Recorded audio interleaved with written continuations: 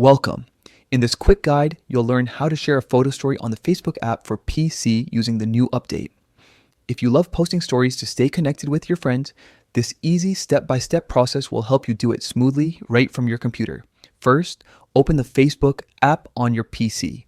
Once you're on the homepage, look toward the top of your feed. That's where you'll find an option called Create a Story. Click on it to get started. Next, you'll see a few different story types you can create. Choose Create a Photo Story.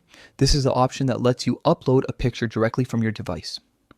When you click it, your computer's file browser will pop up, showing your folders and image files. Now, select the photo you want to share. Click on it, then hit Open. Facebook will automatically load the image into the story editor. Here, you can make a few quick adjustments if you'd like your story to look just right.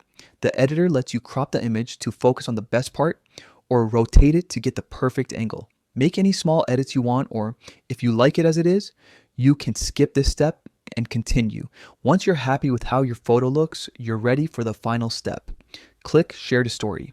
Facebook will take a moment to upload the image, and then just like that, your new photo story will appear at the top of your friends' feeds.